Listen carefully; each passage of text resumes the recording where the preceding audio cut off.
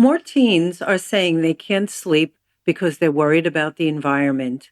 Today, we're asking, how do we respond to climate anxiety without pathologizing it? I'm Dr. Josh Fader, the editor-in-chief of the Carlat Child Psychiatry Report and co-author of the Child Medication Fact Book for Psychiatric Practice, 2nd edition, 2023, and our other book, Prescribing Psychotropics. And I'm Mara Goverman, a licensed clinical social worker in Southern California with a private practice and an avid reader of the Carlat Psychiatry Reports. Today, we're talking about climate anxiety, how it's showing up in young people, and how we can support them in session. We're basing this conversation on an interview we did with Dr. Layla Benoit, who highlights that climate anxiety isn't like a typical anxiety disorder. Instead, it often stems from grief about environmental loss. She calls it environmental grief, and that's a useful distinction. It's not about distorted thinking, it's a grounded emotional response to something real. She encourages us to meet kids where they are emotionally, not to minimize or distract from what they're feeling. And unlike general anxiety that might be disproportionate to the situation, this one often makes sense. When teens say they're afraid the world is falling apart, they're not exaggerating. They're responding to what they see and hear every day. They see it in their own environment. It's not like just echo chambers in the news.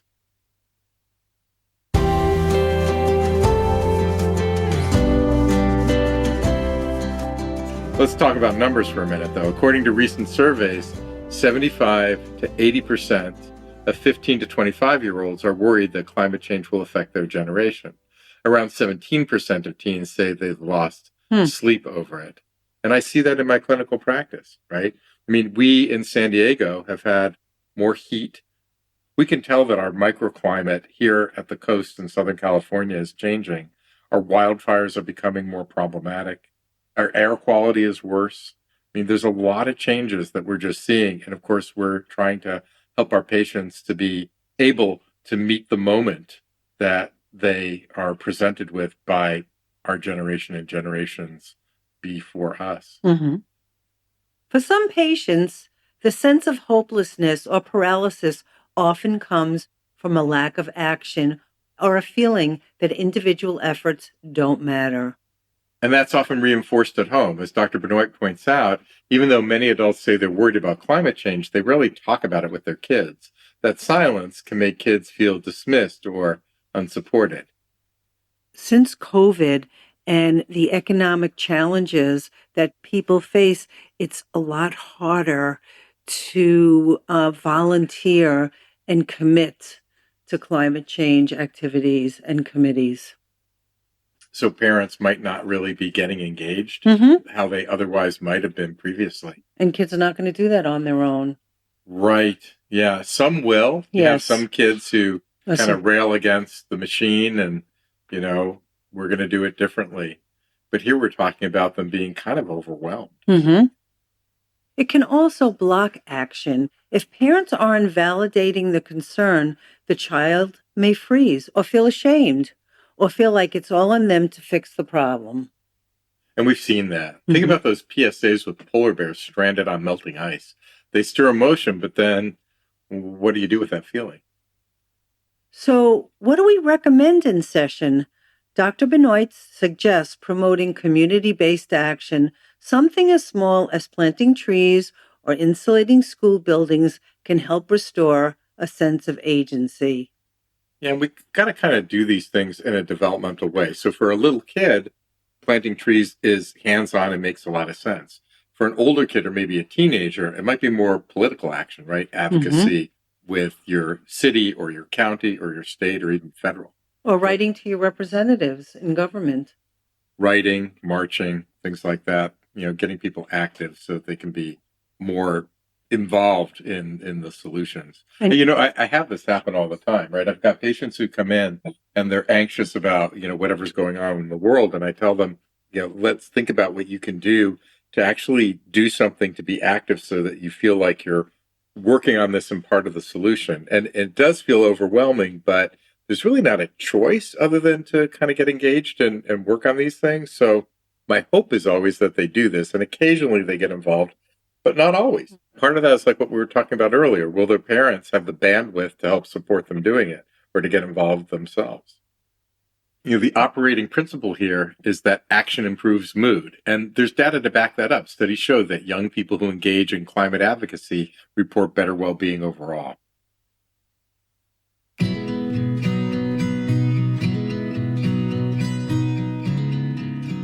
There's also a developmental angle to this. Kids under 5 don't grasp the science, but they understand emotions. For them, it's about modeling calm, honest conversations. You can say, yes, the world is changing and we can take care of it together. Yeah, you don't want to just put it on them alone, right? From 5 to 12, kids begin to grasp cause and effect. They might start to recycle or want to reduce waste. Negative messages at this age can lead to sleep issues or rumination. So we frame things with possibilities and small steps. Adolescents, on the other hand, can think more abstractly.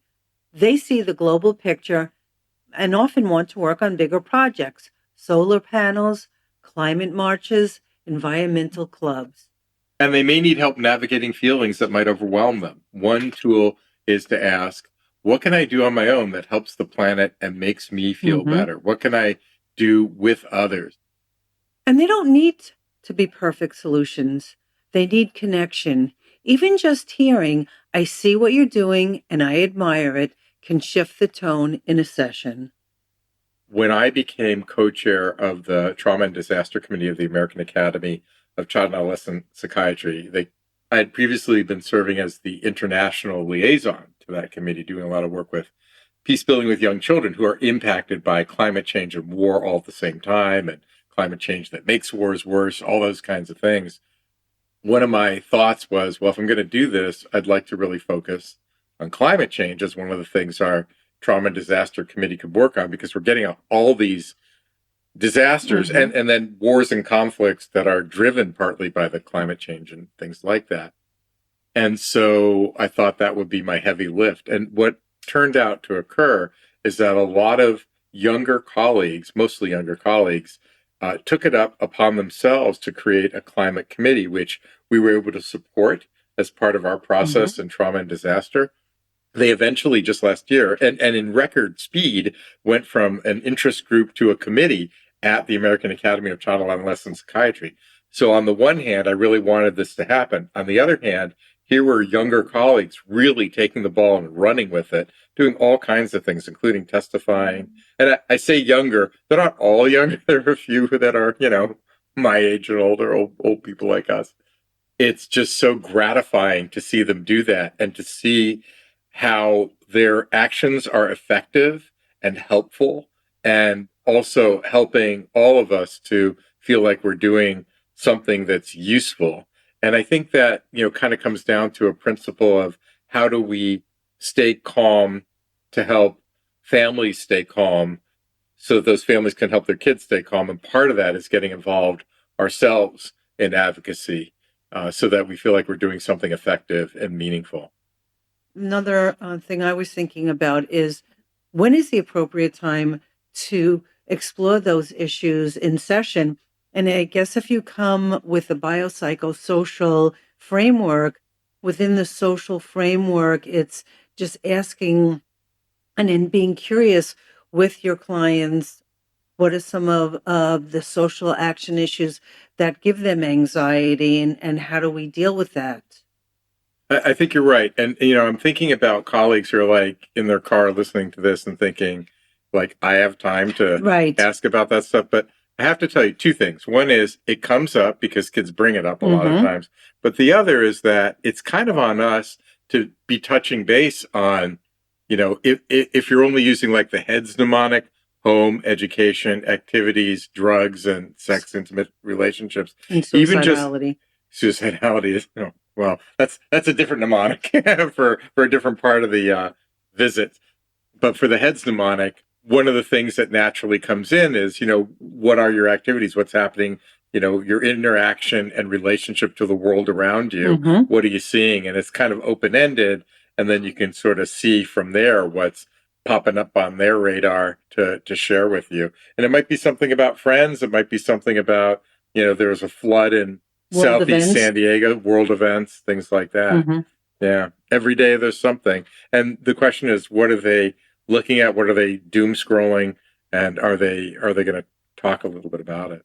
And you know what? That just opens up the discussion for skill building and coping skills and managing anxiety and how they're doing with that. So it's just a different way of seeing what's happening underneath and how do they manage all of the background noise.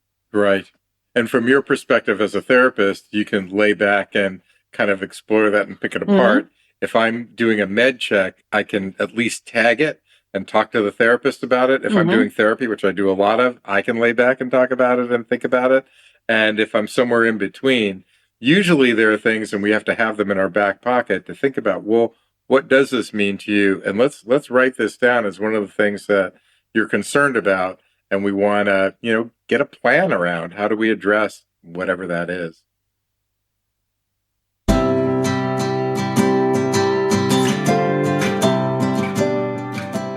So let's talk about assessing for climate anxiety. Dr. Benoit mentions asking teens how they picture their future. If they struggle to imagine one, or if climate fears dominate the picture, that's worth exploring. It also brings up the idea of solastalgia, the sense of homesickness without leaving home. Some youth don't feel that personally, but their parents might. It's helpful to explore those family dynamics. So that's the idea that you once lived in a place where, well, here we are, where it was lush and now it's dry, right? And you can't grow things as well. We're more of a desert in some parts. And of we our worry county. about water. And we worry more about water, things like that. And you think about the good old days when you could water your lawn and it would grow. Now you don't want to have a lawn because it'll burn up in the next fire and maybe take your house with it. So that's what solastalgia is. But I think this idea of asking people about how they picture their future fits in beautifully with our own favorite model of developmental relationship-based approaches that use functional emotional developmental capacities, meaning in any interaction we're thinking about, is the person calm enough to interact and how do we co-regulate them? Are they connecting with us in a meaningful way? And is there a flow of interaction? And once that flow is going, in any interaction we're talking about, including a med check, we're thinking about, problem solving the problem of the moment. In a med check, it's how are things going for you? How are your medicines working for you? Do you have side effects? How's life going? But within that, there's different levels of functional, emotional, developmental capacities. And as you move forward towards problem solving and logical problem solving using symbolic thinking about the past and what happened, thinking about the future, how you'll do it differently, those kinds of things. Well, then it comes into these ideas about what is that future looking like for me, right? Can I imagine, especially like teenagers, I think, what I want to be doing in a few years? Are you thinking about what happens after high school, for instance, or, things like that? So that future thinking ideally is built into how we're thinking about kids in the moment anyway, and it'll naturally lead to the idea of climate anxiety if that's part of what's going on. There was one example that Dr. Benoit gave of an autistic teen who became hyper-focused on reducing his family's carbon footprint. So he stopped using appliances and refused to go on vacation. And the parents thought it was obsessive, but it was kind of value-driven, right? It was in context. Worked out okay. So rather than seeing it as a symptom to treat, Dr. Benoit joined the teen's values, right? And the alliance opened the door to work on other less adaptive behaviors that the teen was engaging in. The takeaway: support what works, reduce what doesn't, and don't label every strong climate response as disordered or pathological. The bigger picture here is systemic. As adults, we need to stop treating youth concerns as something to be cured. The better response is to help them channel it and to do our own part to reduce the actual problem. And that means clinicians too. When we stay engaged and show up for the topic, we model resilience. And we support kids not just emotionally, but socially and ecologically. You can read more from Dr. Benoit in our April, May, June 2024 newsletter. We'll link it in the show notes. And if you found this episode valuable, which we hope you did, please share it with others who need to hear this message. Everything from Carlat Publishing is independently researched and produced. There's no funding from the pharmaceutical industry. The newsletters and books we produce depend entirely on reader support.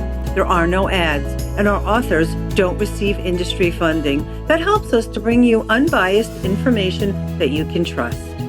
Thanks to all of you for tuning into this episode. Again, like Mara said, if you found this discussion helpful, subscribe to more episodes on mental health and psychiatric care and tell your friends. Until next time, take care.